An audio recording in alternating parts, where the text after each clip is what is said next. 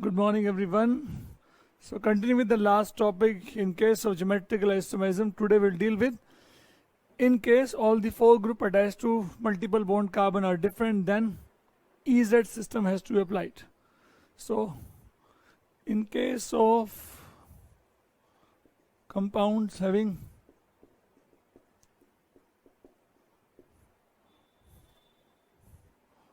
all four different groups,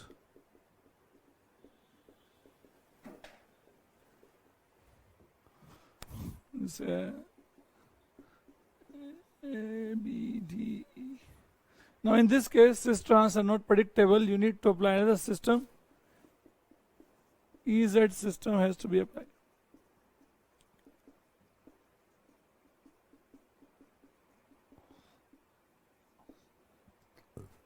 EZ system has to be applied. E मतलब antigen, Z means जुसैमन. Antigen मतलब opposite, जुसैमन मतलब together. For this, priorities has to be given to the group attached to carbon having multiple bond.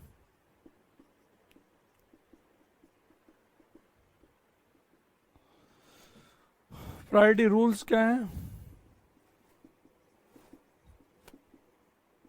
Number 1, more the atomic number of the first atom attached to carbon, more the priority.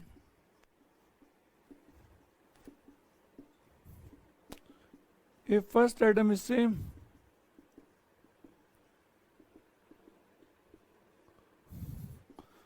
compare the second, and so on till the point of difference.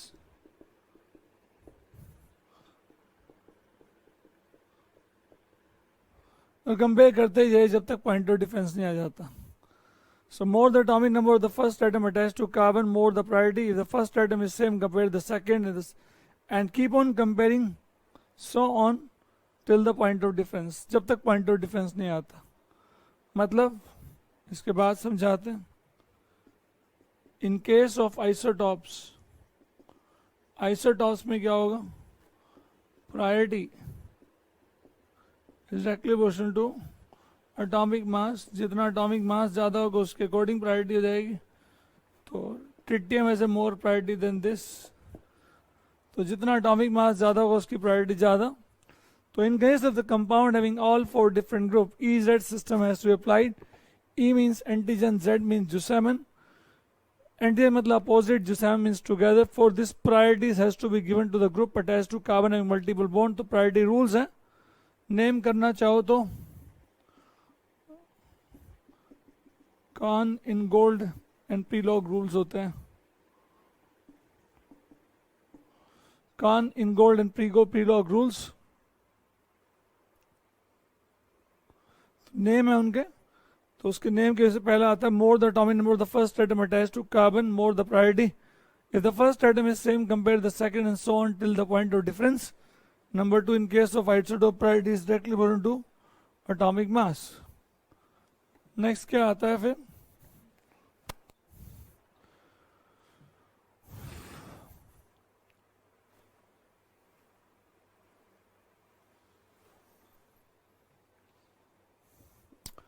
Third, in case of multiple bonds,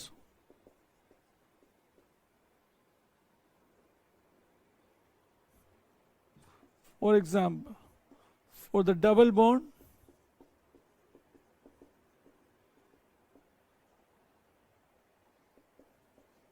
atoms are doubly duplicated.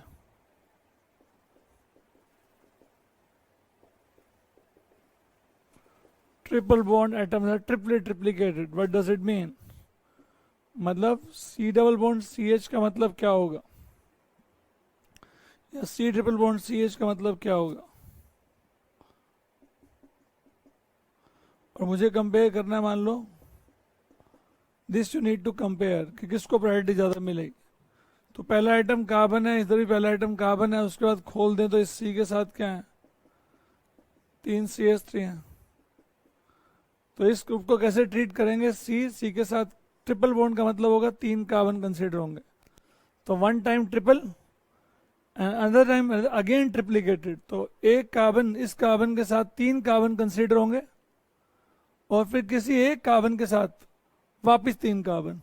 तो एक पारी one side this time triple and again triplicated on the other side. तो इस सी के साथ 3 carbon और फिर इस कार्बन के साथ वापस किसी एक कार्बन के साथ 3 कार्बन, एक तो पहले ही है, इस तरह से ट्रीट होगा। तो कंपैरिजन करते हुए सी के सी सी ये भी सी, आगे 3 C, ये भी आगे 3 C, इस सी के साथ आगे 2 C, उसके साथ हाइड्रोजन, तो इसकी प्रायोरिटी उससे ज़्यादा है। एक और एग्जांपल देता हूं,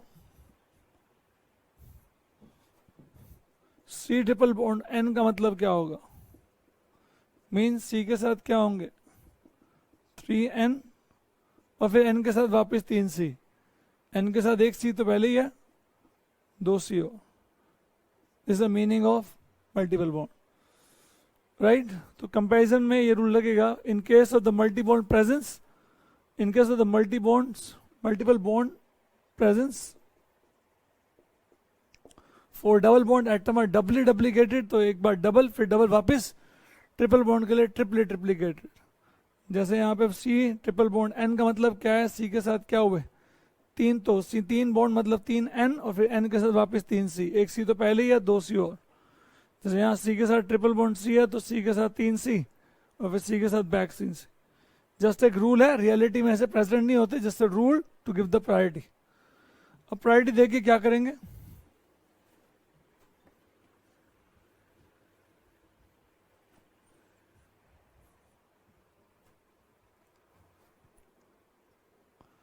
प्रायोरिटी देने का मतलब क्या होगा, जैसे ये CH2 CH3, अब ये है CH3, अब ये CH2OH और ये CH2 NH2। सो हर डबल बॉन्ड पे आने वाले ग्रुप को प्रायोरिटीज दी जाएंगी। प्रायोरिटी कैसे, इस कार्बन के साथ क्या अटैच है, एक कार्बन, इधर भी कार्बन, तो CH2 CH2 बराबर हो गया। फिर उस कार्बन के साथ कौन अटैच है, O, इधर कौन अटैच है N, तो उधर अटैच है O, इधर अटैच है N। तो ऑक्सीजन और नाइट्रोजन में ज्यादा एटॉमिक नंबर किसका, ऑक्सीजन का, तो इसको प्रायोरिटी 1, इसको प्रायोरिटी 2। इधर CH3 है, इधर C है, इधर भी C है, इसी के साथ 2H है, इसके साथ भी 2H है, तीसरा इसके साथ H है, इसके साथ C है, तो 2H और 2H तो कैंसिल हो गए, बट इसी के साथ एक C है, तो पहली प्रायोरिटी इसकी है, दूसरी प्रायोरिटी इसकी है। तो पहला आइटम देखा, कार्बन के साथ फर्स्ट अटैच कार्बन, ये भी कार्बन, उस कार्बन के साथ 2 हाइड्रोजन और 1 कार्बन, इसके साथ 2 हाइड्रोजन, तीनों के तीनों हाइड्रोजन, तो 2 हाइड्रोजन तो काउंटर बैलेंस हो गए, इसके पास नेट क्या बचा कार्बन, इसके पास हाइड्रोजन, तो कार्बन की प्रायोरिटी ज्यादा। अब अगर दोनों सिमिलर प्रायोरिटी वाले सेम साइड आ जाए तो ये Z आइसोमर है,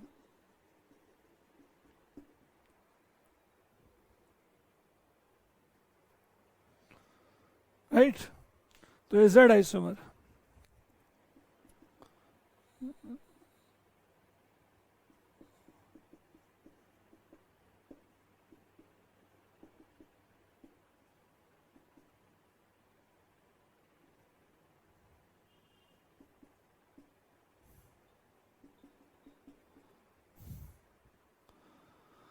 अब प्रायोरिटी देनी है, इधर प्रायोरिटी देनी, तो C के साथ N है, C के साथ C है, तो नाइट्रोजन की प्रायोरिटी, नाइट्रोजन का एटॉमिक नंबर ज्यादा है कार्बन से, तो नाइट्रोजन को फर्स्ट प्रायोरिटी, कार्बन को second.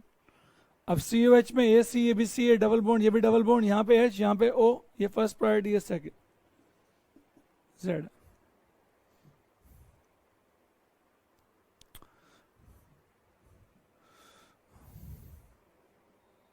Clear. In case of symmetrical compounds, Z is given priority over E during nomenclature.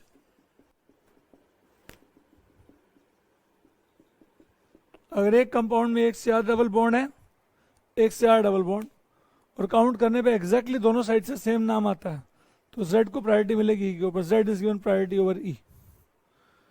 पर ये बहुत रेयर आएगा, एग्जाम्पल इसके बाद देता हूं। तो in case of multiple bond present for the double bond atom are doubly duplicated, तो I have given you example how to give the isomer Z and E। अब Z और E आइसोमर कैसे provide करते हैं, तो carbon के साथ जो ग्रुप अटैच है उनको हम प्रायोरिटीज देंगे। एक और डबल बॉन्ड वाला एग्जांपल समझाता हूं।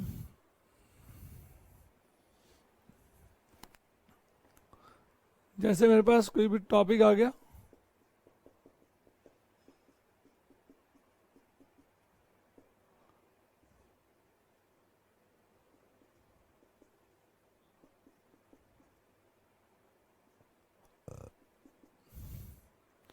अब पहली प्रायोरिटी किसकी, अब C ट्रिपल बॉन्ड CH को प्रायोरिटी दें, इसको तो भी समझाया, C triple bond CH is given priority over this. तो ये होता है मल्टी बॉन्ड प्रेजेंस में कैसे प्रायोरिटी देते हैं। सो डबल बॉन्ड के अक्रॉस इसको प्रायोरिटी मिली 1, इसको मिली 2, यहाँ CH2, यहाँ CH2, ये I, ये ब्रोमीन, I की प्रायोरिटी ब्रोमीन से ज़्यादा, 101 line on opposite side called E, तो ये E आइसोमर है। तो वो आपका Z आइसोमर, वो आपका Z आइसोमर, ये आपका E आइसोमर। इस तरह से E और Z डिफाइन होता है बेटा जी। ये हो गया how to find, how to give nomenclature to a compound which for all the four group attached are different. So in that case you will not say cis trans, you will say EZ isomers.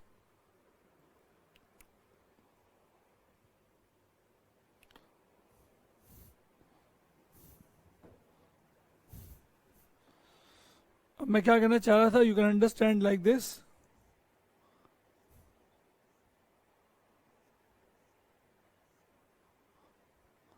अब इस तरह से आपको एक से ज़्यादा multiple bond दियो, and how will you give priorities. अब मल्टीपल बॉन्ड दियो तो अब नाम काउंट करें तो इसका 1 2 3 4 5 6, तो नाम आता है क्या, हेक्सा। 1 2 3 4 2 4 डाइन है। अब हेक्सा 2 4 डाइन है, तो आपको यू नीड टू डिफाइन कि E आइसोमर कहाँ है और Z आइसोमर कहाँ है। तो इस कार्बन डबल बॉन्ड पे ये अगर मिथाइल है, ये अगर मिथाइल है, तो इधर एक H भी होना चाहिए, इधर H होना चाहिए, तो इसको प्रायोरिटी मिली 1, इसको 2। इस डबल बॉन्ड पे इसको प्रायोरिटी मिलेगी 1, इसको मिलेगी 2। तो इस जगह पे ये क्या है, 1 1 सेम साइड, तो ये हो गया आपका क्या, Z। ये तो Z हो गया। मैंने यहाँ पे H पुट किया, ये H, ये फर्स्ट ग्रुप, ये फर्स्ट, ये सेकेंड। अब आएंगे, इसको हटा रहा हूँ मैं समझाने के लिए, या फिर रेड से शो कर देता हूँ। अब इस डबल बॉन्ड पे आए तो ये H, ये H, ये CH3।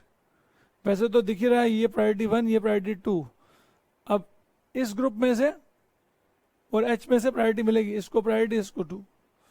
अब 1 1 अपोजिट साइड पे है तो E।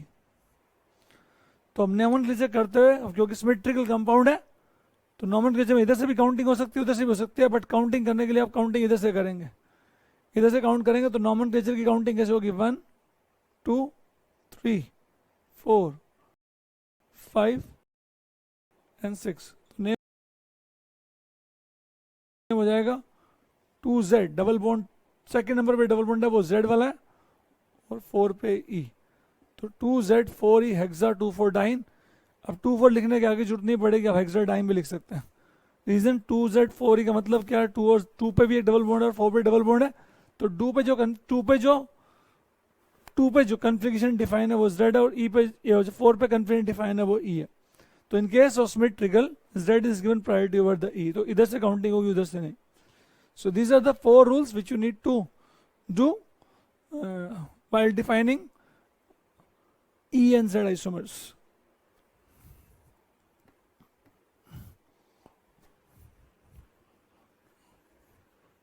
फिर आता बेटा number of geometrical isomers in case of polyenes. Polyenes एक से ज्यादा डबल बॉन्ड हो तो, in case of polyene having different terminals,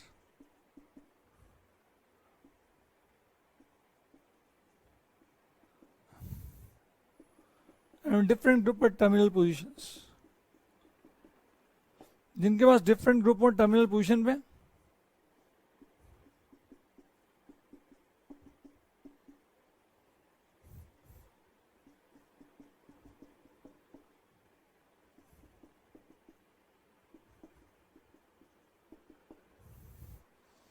अब ये डिफरेंट टर्मिनल एंड्स है, ये जो एंड है और ये एंड सेम नहीं है, मतलब सिमेट्रिकल काइंड ऑफ पॉलीन नहीं है। तो अगर सिमेट्रिकल काइंड ऑफ पॉलीन नहीं है तो if number of double bonds are n, तो नंबर ऑफ ज्योमेट्रिकल आइसोमर्स क्या बनेंगे, वो बनेंगे 2n। जैसे इस केस में डबल बॉन्ड कितने हैं 3, तो नंबर ऑफ ज्योमेट्रिकल आइसोमर्स क्या बनेंगे 2^3। अब 2^3 मतलब कितने 8 आइसोमर बनेंगे।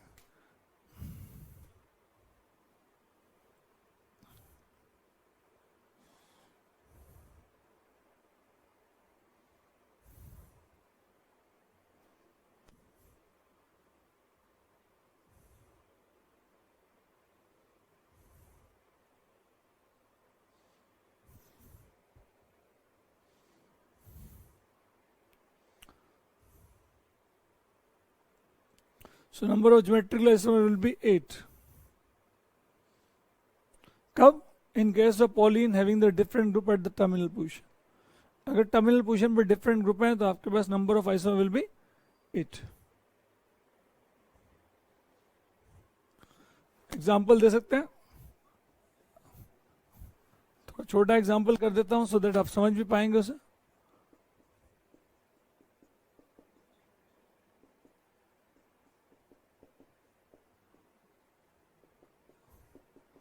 नंबर ऑफ ज्योमेट्रिकल आइसोमर कितने होंगे 2^2 4 क्या होंगे, पहले पोजीशन पे z, इधर भी z, तो z एक आइसोमर, दूसरा ZE दूसरा आइसोमर, तीसरा एक E एक Z और चौथा आइसोमर।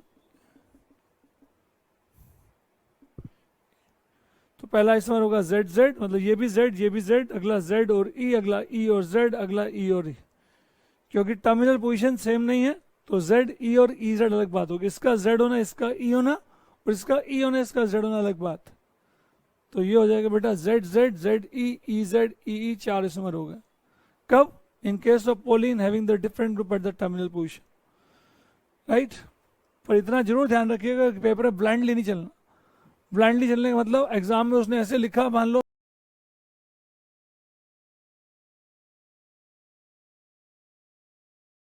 समझा रहा हूं, एग्जाम में उसने ऐसे लिखा और student blindly number double bond count करके आ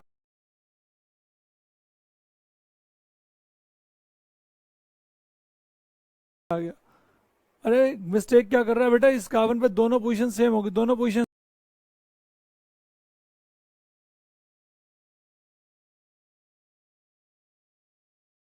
सेम होगी तो ज्योमेट्रिकल आइसोमरिज्म तो होगा ही नहीं।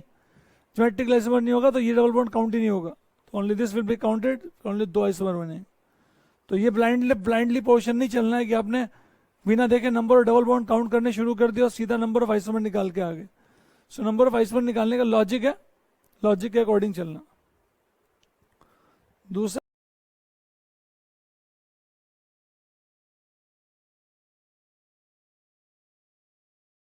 आता इन केस ऑफ पॉलीन्स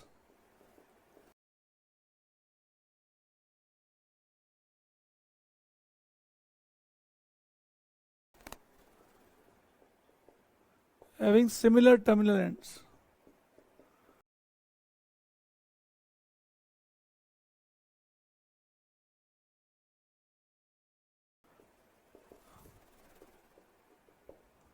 उस केस में आता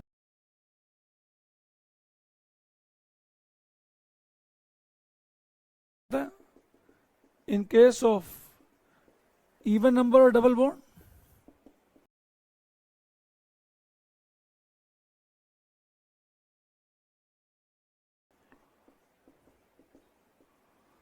तो नंबर ऑफ ज्योमेट्रिकल आइसोमर्स होंगे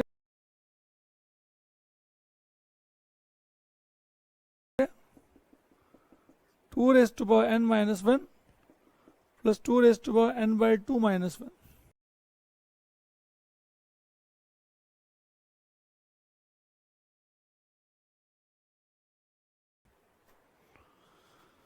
In case of Pauline having similar terminal end, जिसमें similar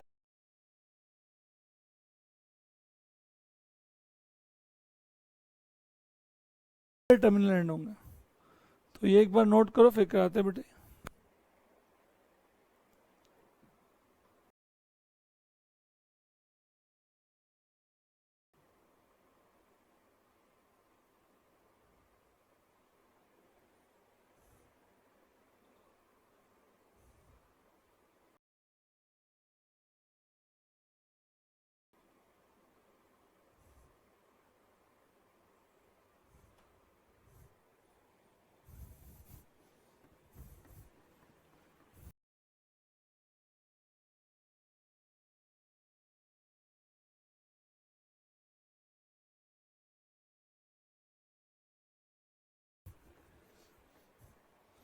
In case of even number double bond, ये Cl, ये H,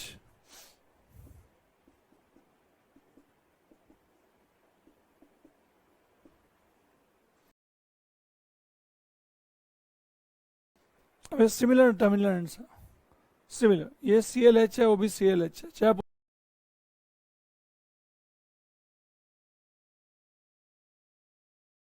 अपोजिट लिखें उससे फर्क नहीं पड़ता. तो नंबर ऑफ ज्योमेट्रिकल आइसोमर्स क्या होंगे? 2 raised to power, number of double bond क्या है? 2 minus 1 plus 2 raised to power 2 by 2 minus 1, क्या हो गया? 2 raised to power 1 plus 2 raised to power 0, कितना हो गया? 3 आइसोमर्स.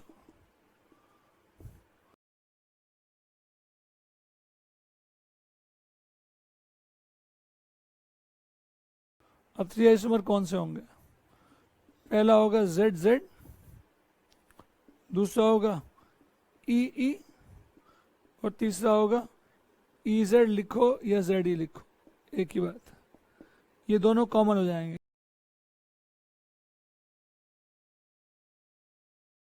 क्योंकि सिमेट्रिकल इधर से काउंट करोगे तो EZ आएगा, उधर से काउंट करोगे ZE आएगा, बट नाम तो वही होगा. तो EZ और ZE में से कोई एक माना जाएगा, दोनों नहीं माने जाएंगे. तो EZ बोलो या ZE बोलो, both are the same things. तो number of isomer will be 3. दूसरा आता है in case of odd number double bond. Odd number double bond,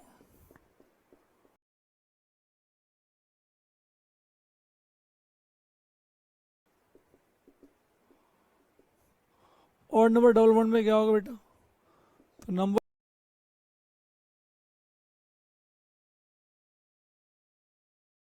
of geometrical isomers होंगे 2 raised to power n minus 1 plus 2 raised to power n minus 1 by 2. तो फर्क है, n by 2 minus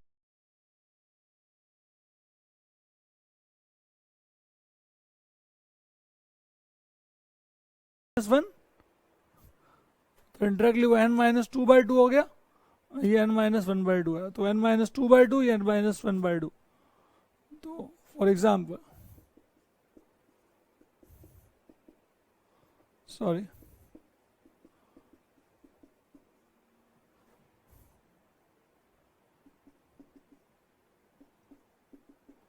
terminal and same है, तो number of geometrical isomers कितने हो गए? 2 raised to power n की वैल्यू 3 होगी, 3 minus 1 plus 2 raised to power 3 minus 1 by 2, 2 raised to power 2 plus 2 raised to power 1, 6 isomer हो गए.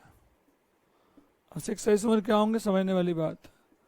पहला होगा ZZZ, दूसरा होगा ZZE, तीसरा होगा ZEZ, चौथा होगा EEE,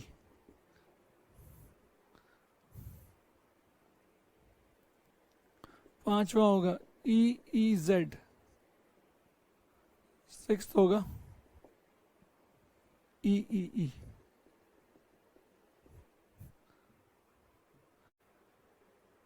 सॉरी यहाँ पे मैंने ई दो बार कर दिया, that was thinking EZ, sorry यहाँ पे दो बार ई लिख दिया, तो EEZ और ई बीच में Z, तो this are number of isomers.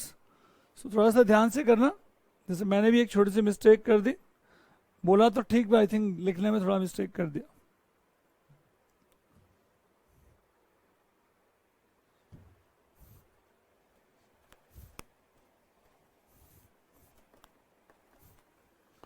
सो ये हो गया बेटा complete topic, how to find number of geometric isomer. But question को सॉल्व करते हुए फॉर्मूले से कम लॉजिक पर ज़्यादा ध्यान रखिएगा। इसका मतलब क्या है? इसका मतलब है Z बोलना मतलब ये सिस ऑल द थ्री आर सिस। फिर Z मतलब यहाँ पे सिस, यहाँ पे सिस, यहाँ पे ट्रांस। अगला ये क्या हो जाएगा? सिस ट्रांस सिस। अगला सारे के सारे ट्रांस। अगला ये ट्रांस ये ट्रांस ये सिस। और अगला ये ट्रांस बीच वाला सिस। यही पॉसिबिलिटी बनते हैं बेटा।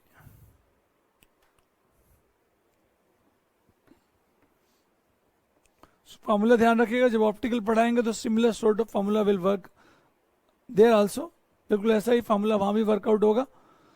सो ये हो गया बेटा आपका number of, how to find number of isomers. और आइसोमर भी कौन से हो गए बेटा? Geometrical isomer. तो one topic is finish. Next come is called conformational isomer.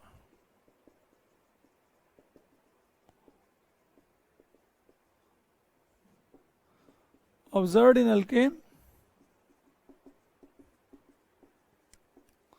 Alkane में क्या होता है? Due to free rotation around sigma bond,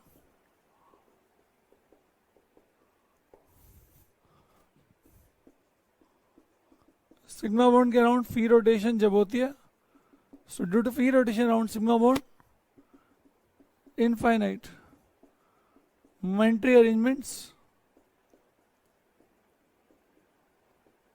infinite momentary arrangements can be obtained, are formed, which are called conformers or rotamers.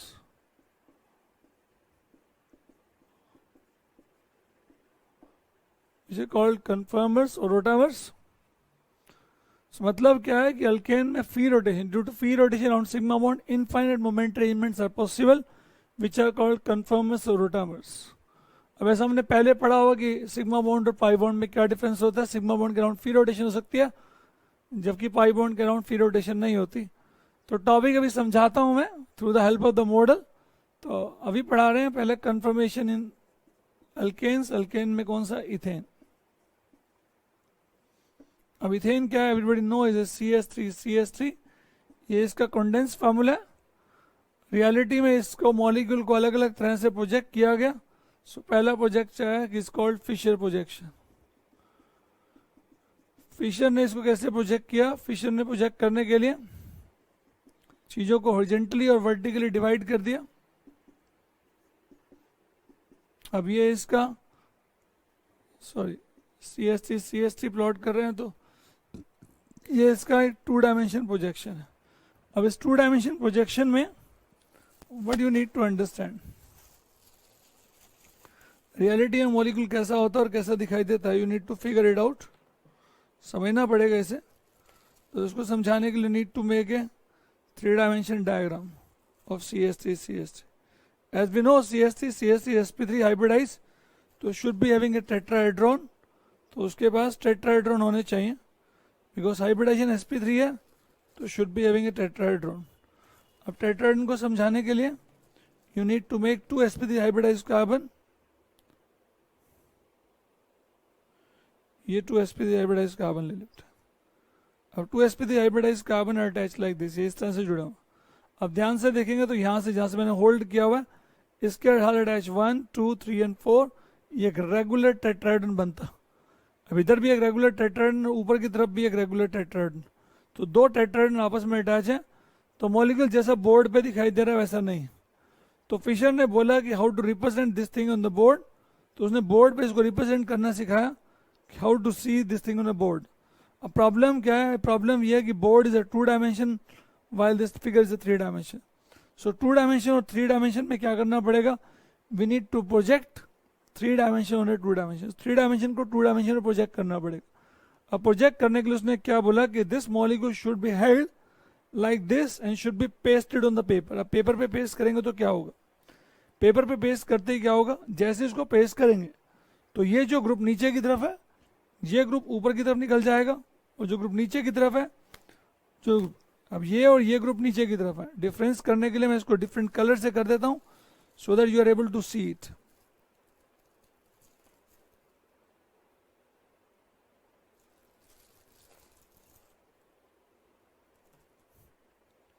है सारे hydrogen है, just to make distinguish कि ये आपके हाइड्रोजन नीचे की तरफ है और ये हाइड्रोजन ऊपर की तरफ। तब इसको अगर पॉइंट करेंगे तो जैसे यहाँ पेस्ट करना शुरू करेंगे तो हाइड्रोजन वाले कहाँ निकल जाएंगे, नीचे की तरफ, और ये ऊपर की तरफ हो जाएगा, ये वर्टिकल लाइन पे निकल जाएगा, और ये कहाँ हो जाएंगे आपके हॉरिजॉन्टल।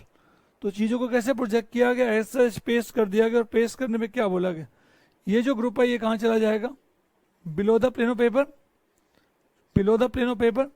सो ये वाले हाइड्रोजन तो चलेंगे below the plane of paper, तो ये हाइड्रोजन कहाँ रहेंगे, सो ये हैं below the plane of paper, और ये कहाँ है above the plane of paper. So इनको बोला गया above the plane of paper.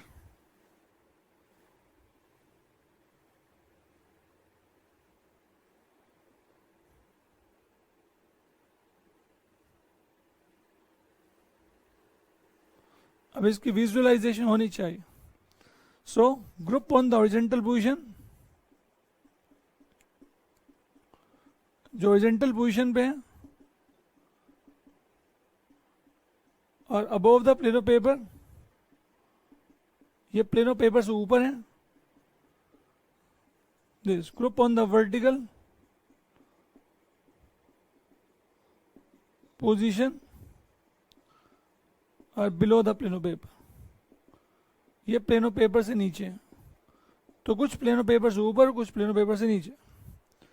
अब समझेगा इस बात को, इस पेपर इस मॉलिक्यूल को अगर यूं होल्ड करेंगे तो ये आपका प्लेन ऑफ पेपर है, तो इस प्लेन ऑफ पेपर से this group are lying above and this group is lying below. तो दिस मॉलिक्यूल को जब हम यूं होल्ड करेंगे, यूं होल्ड करने पे अगर हम पेस्ट करते हैं तो पेस्ट करते ही क्या होगा, रेड वाला पोर्शन ऊपर की तरफ दिखाई देगा, ये रेड वाला पोर्शन नीचे की तरफ दिखाई देगा, ये फ्लैट हो जाएंगे। तो this molecule hold like this, reality में इस तरह से होल्ड किया हुआ। अब इस तरह से होल्ड किया तो ये एक फिशर प्रोजेक्शन है, इसको पेपर पे ऐसे कैसे इसको पेस्ट कर दिया गया, just like this but paste on paper. तो ये एक फिशर प्रोजेक्शन है, प्रोजेक्शन जो इस पोजीशनिंग को रिप्रेजेंट करता। अब इस पोजीशनिंग में क्या सीखेंगे, बीच में कौन सा बॉन्ड है, कार्बन कार्बन का सिग्मा बॉन्ड। सिग्मा बॉन्ड के अराउंड चीजें यूं घूम सकते हैं, ऐसा पाई बॉन्ड में नहीं हो सकता था क्योंकि पाई बॉन्ड पार्शली ऊपर कनेक्टेड था और पार्शली नीचे। अगर वो इस तरह से कनेक्टेड है, ध्यान रखिएगा, रेड जो रेड और ये व्हाइट, रेड सिर्फ आपको चीजों को इजिली विजुलाइज करने के लिए दिखाया गया, अदरवाइज ये सारे हाइड्रोजन है। तो ये हाइड्रोजन और ये hydrogen, this hydrogen is lying exactly on the back of this, ये this position is called eclipsed. Eclipse. अब क्योंकि फ्री रोटेशन हो सकती है तो इसको जरा सा भी इसको रिमूव करेंगे या मूव करेंगे, जरा सा भी शिफ्ट करेंगे एक पर्टिकुलर एंगल पे, तो पहले और इस पोजीशनिंग और पहले वाली पोजीशनिंग में एक डिफरेंस आ गया। तो ये क्या बन गई, एक और मोमेंटरी अरेंजमेंट। जरा से शिफ्ट करेंगे एक और मोमेंटरी अरेंजमेंट, एक और शिफ्ट करेंगे एक और मोमेंटरी अरेंजमेंट। तो क्या कर सकते हैं, ऐसे शिफ्ट करते करते करते observed in alkane due to free rotation around sigma bond infinite moment arrangements can be formed. इस तरह से इनफाइनाइट अरेंजमेंट बन सकते हैं। इस इनफाइनाइट अरेंजमेंट को बोलते हैं क्या, conformations. So these infinite arrangements are called conformation. So this infinite arrangements are called conformations. तो ये कन्फर्मेशंस है। अब इस कन्फर्मेशंस में इनफाइनाइट कन्फर्मेशंस है, अब समझ लिया है तो सभी के सभी हाइड्रोजन है। तो वापस हाइड्रोजन पे ही आ रहा हूं।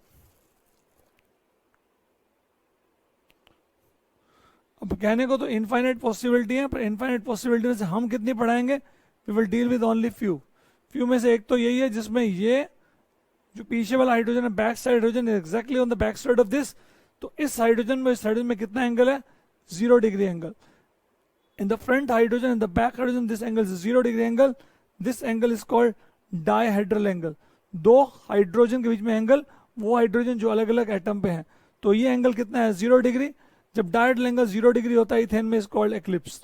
अब इसको हम रोटेट करें, रोटेट करते हैं तो ये रोटेट करते डिफरेंट बन गया, डिफरेंट करते करते इनफाइनाइट बना सकते हैं। ये थोड़ा दूर होते होते ये एग्जैक्टली इन दोनों के बीच में आ जाए, एग्जैक्टली इन दोनों के बीच में। अब टोटल एंगल कितना है यहाँ पे, अगर 2 डायमेंशन पिक्चर देखेंगे तो टोटल इज 360, 360 में ये कितना कंसिडर होगा 120, तो ये एग्जैक्टली इन दोनों के बीच में आ जाए तो इस हाइड्रोजन में एंगल कितना हो जाएगा 60, तो when the direct angle is 60 is called staggered और एंटी। इस पोजीशन पर हाइड्रोजन मैक्सिमम अपार्ट है, क्योंकि अगर मैं जरा सा कोशिश और करूंगा एंगल बढ़ाने की तो इधर से तो दूर हो जाएगा बट इधर से पास हो जाएगा, ये पास हो जाएगा। तो सभी हाइड्रोजन में मैक्सिमम डिस्टेंस कब आएगा, when the angle between this and this 60, this and this 60, this and this 60, तो when the diagonal angle is 60 this is called staggered। तो एक होता है एक्लिप्स, एक होता है स्टैगर्ड। ऑब्वियस बात है, स्टूडेंट बोलेगा ज्यादा स्टेबल कौन है। अब ये हाइड्रोजन का इलेक्ट्रॉन क्लाउड है, ये हाइड्रोजन का इलेक्ट्रॉन क्लाउड है। हाइड्रोजन का इलेक्ट्रॉन क्लाउड हाइड्रोजन के इलेक्ट्रॉन क्लाउड को रिपेल करता है, रिपेल करने के कारण एक्लिप्स की स्टेबिलिटी कम होगी, स्टैगर्ड की स्टेबिलिटी ज्यादा। तो एक्लिप्स से ज्यादा स्टेबल कौन होता है, स्टैगर्ड। क्यों ज्यादा स्टेबल होता है, because repulsion between this non bonded hydrogen electron cloud. ये इलेक्ट्रॉन क्लाउड के जो हाइड्रोजन एटम्स हैं इनके इलेक्ट्रॉन क्लाउड में क्या होती है, रिपल्शन। रिपल्शन की वजह से eclipse is less stable than the staggered. In other words staggered is more stable than the eclipse. But अब पेपर पे कैसे रिप्रेजेंट करेंगे, you need to understand this. Paper पे रिप्रेजेंट कैसे करेंगे, अब ये तो फिशर प्रोजेक्शन है। फिशर प्रोजेक्शन को से बेटर प्रोजेक्शन आया कौन सा, is called sawhorse projection. Sawhorse projection में क्या करते हैं बेटा, अब उसने कैसे होल्ड किया था, इन फ्रंट यू होल्ड किया था कि ये वर्टिकल वाले नीचे और जेंटल वाले ऊपर, इसने थोड़ा साइड से होल्ड किया। साइड से होल्ड करने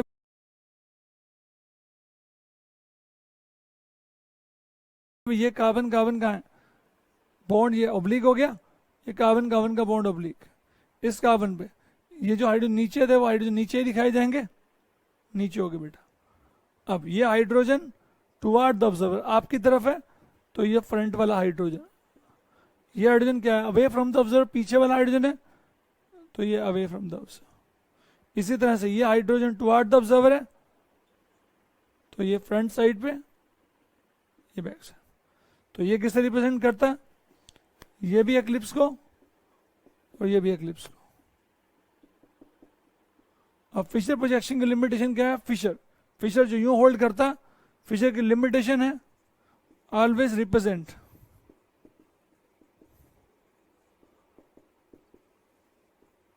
लेस स्टेबल एक्लिप्स। ये हमेशा लेस स्टेबल एक्लिप्स कंफर्मेशन को समझाता है, ये फिशर प्रोजेक्शन की लिमिटेशन। तो it always explain less stable eclipse, right. Now come to the sawhorse projection. Sawhorse projection किसका बन गया, एक्लिप्स का सावर्स बन गया, राइट।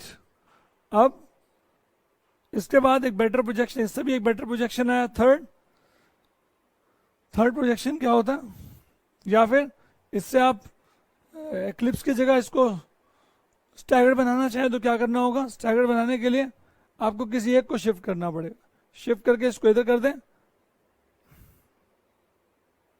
तो ये हो जाएगा। तो इसको अगर आपको बनाना हो क्या, सावर्स प्रोजेक्शन में स्टैगर्ड बनाना हो तो क्या करना होगा, स्टैगर्ड बनाने के लिए क्या करना होगा, अभी मेरे पास यूं था तो मुझे सिर्फ इसमें से एक पर्टिकुलर ग्रुप को रोटेट करना पड़ेगा। बट इससे बेटर है, हम आपको क्या सिखाते हैं, सावर्स से बेटर होता है न्यूमैन प्रोजेक्शन। सो कन्फर्मेशन और प्रोजेक्शन में, कन्फर्मेशन इथेन में पहला है फिशर प्रोजेक्शन। फिशर प्रोजेक्शन की लिमिटेशन क्या है कि वो हमेशा लेस स्टेबल एक्लिप्स को समझाता है, तो उससे बेटर प्रोजेक्शन कौन सा आया, सावर्स प्रोजेक्शन। सावर्स प्रोजेक्शन में this group is toward the observer, this is away, ये बॉटम वाला, ये बॉटम वाला, ये टुवार्ड, ये अवे। ये भी किसको रिप्रेजेंट करता है, हमने सिर्फ इसको ओब्लिक विजन से लिया है, सिर्फ यूं होल्ड करने की वजह साइड व्यू लिया है। तो प्रोजेक्शंस क्या होते हैं, अलग अलग तरह से रिप्रेजेंट करना प्रोजेक्शन होता है। फिर एक थर्ड पर्सन ने इसको रिप्रेजेंट करना सिखाया,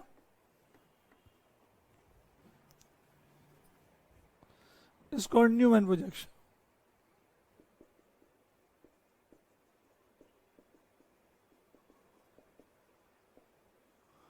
न्यूमैन ने क्या बोला कि इस चीज को समझने के लिए you just hold the thing right from the front, front से होल्ड करो तो फ्रंट वाले कार्बन को उसने बोला you represent the front carbon bye dot. Dot में क्या दिखाई दे रहा है, नीचे एक हाइड्रोजन, ये वाई की शेप में अरेंज कर दो, तो वाई की शेप में 3 इक्वल डिस्टेंस पे हाइड्रोजन प्लेस कर दिया गया, थोड़ा सा एलोंगेट बना देता है। तो ये हाइड्रोजन बॉटम, ये लेफ्ट, ये आपका राइट, तो ये लेफ्ट, ये राइट, ये लेफ्ट राइट, बिल्कुल जैसा वाई दिखाई देता है वैसा वाई। अब ये कार्बन, तो दिस योर कार्बन। अब नेक्स्ट कार्बन का है एग्जैक्टली इसके बैक पे, तो कार्बन वो विजिबल नहीं होना चाहिए, तो विजिबल करने के लिए शोन बाय ए सर्कल। तो ये फ्रंट वाला कार्बन, ये बैक वाला कार्बन। अब ये हाइड्रोजन एग्जैक्टली इसकी बैक साइड पे है, तो विजिबल नहीं होना चाहिए, तो विजुअलाइज करने के लिए इसको क्या दिखाते हैं, स्लाइटली स्मॉलर और स्लाइटली ओब्लिक। तो slightly smaller, slightly oblique. Oblique किस लिए, ताकि ये विजुअलाइज हो। और ये वाले बॉन्ड स्मॉलर किस लिए, क्योंकि दूर है, तो ये इनकी length is represented as smaller. तो अब ये किसे रिप्रेजेंट करता, ये भी एक्लिप्स को रिप्रेजेंट करता। कौन सा प्रोजेक्शन है, न्यूमैन ने लिखना सिखाया, इसको बोलते हैं न्यूमैन प्रोजेक्शन। न्यूमैन प्रोजेक्शन में डायरेक्ट एंगल साफ दिखाई देता है, दो अलग अलग हाइड्रोजन के बीच का एंगल 0 डिग्री, ये 0 डिग्री। अगला दूसरा बनाना हो तो मुश्किल काम नहीं है, अपने फ्रंट वाले को इसी तरह होल्ड करो जैसे होल्ड किया हुआ है, ये होल्ड किया, फ्रंट को आप ऐसे ही होल्ड कर लो। दूसरे वाले को यूं घुमा दो 60 पे, घुमा दिया 60 पे, तो ये क्या बन जाएगा, स्टैगर्ड। तो दूसरे वाले जो पीछे वाला है, पीछे वाले को 60 डिग्री घुमा दो, इसको 60 डिग्री घुमा दे, 60 डिग्री घुमाते ही यहाँ आ जाएगा, ये यहाँ हो गया, ये जाओ, ये बन जाएगा दूसरी पोजीशन, इसे बोलते हैं क्या, स्टैगर्ड। पर ड्रा करते ध्यान रखिएगा 3 must be going from centre,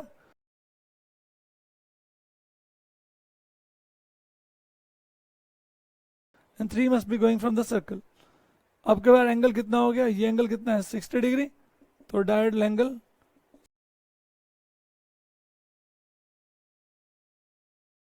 60 degree. ये हो गया बेटा कंफर्मेशन ऑफ इथेन, राइट। अब समझ सकते हैं। अब इलेक्ट्रॉन इलेक्ट्रॉन क्लाउड में, अब ये जो हाइड्रोजन का इलेक्ट्रॉन क्लाउड है, ये electron cloud somewhat at distance है, तो लेस इलेक्ट्रॉनिक रिपल्शन है। इधर इलेक्ट्रॉन क्लाउड ज्यादा क्लोज हो जाते हैं, so because of electronic repulsion,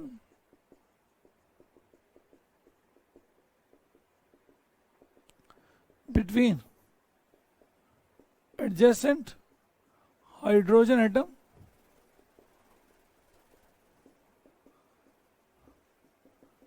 eclipse is less stable than stagger.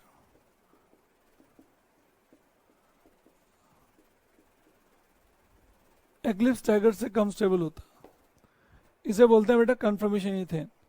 सो दोबारा समझा देते हैं। कंफर्मेशन सीखने के लिए आपको प्रोजेक्शन रिप्रेजेंट करने बहुत अच्छी तरह से आने चाहिए। प्रोजेक्शन रिप्रेजेंट करने के लिए आपको सीखना पड़ता है कि what is Fischer says things are held like this, horizontally held होंगे तो ये प्लेन ऑफ पेपर, तो जो प्लेन ऑफ पेपर से नीचे है वो आप दिखाएंगे वर्टिकल लाइन पे, जो प्लेन से ऊपर है वो दिखाएंगे आप हॉरिजॉन्टल लाइन पे। तो ये प्लेन से नीचे है, ये वर्टिकल लाइन पे, ये हॉरिजॉन्टल लाइन। फिर उसके बाद sawhorse tend to figure out this compound in this slightly oblique manner. Oblique manner में जो नीचे है they will shown on the bottom, जो फ्रंट पे है shown with the bold line comparatively. ये आपको दिखाई देगा in front toward the observer, ये अवे फ्रॉम द ऑब्जर्वर, ये टुवर्ड, ये अवे, राइट। इसको बोलते हैं वेज एंड डैश। तो ये वेज हो जाएगा, ये डैश, ये वेज, ये डैश। उसके बाद ये हो गया सावर्स प्रोजेक्शन। सावर्स प्रोजेक्शन के बाद कौन सा आएगा, न्यूमैन। न्यूमैन के लिए एग्जैक्टली फ्रंट से रोड करेंगे। तो ये फ्रंट कार्बन, इसका back carbon, front carbon is shown by dot, back carbon by circle. Back वाले हाइड्रोजन को दिखाने के लिए, बैक वाले हाइड्रोजन को दिखाने के लिए एग्जैक्टली उससे बैक साइड पे थोड़ा सा ओब्लिक, अदरवाइज तो बिल्कुल अगर प्रॉपरली होल्ड किया जाए तो पीछे वाला तो दिखाई नहीं देगा। तो दिखाने के लिए थोड़ा सा इसको ओब्लिक दिखाना पड़ेगा, है नहीं। तो इसके बीच में एंगल कितना, 0। स्टैगर्ड करेंगे तो एंगल विल बी 60। अब क्योंकि एक्लिप्स में रिपल्शन ज्यादा होगी, रिपल्शन ज्यादा तो स्टेबिलिटी कम, तो eclipsed is less stable than the staggered, right. ये होता है ethane conformation. In the next class इसी टॉपिक को कंटिन्यू करेंगे। नेक्स्ट क्लास में पढ़ाएंगे conformation of the butane, butane की कंफर्मेशन, और ये तो 11th का पोर्शन हो जाएगा। Then from the butane conformation move to the conformation in cyclohexane या cyclic compound, and then we'll move to the optical isomerism. Till then you need to revise this. If you feel any kind of problem, you can ask your doubt in the live class. Thank you.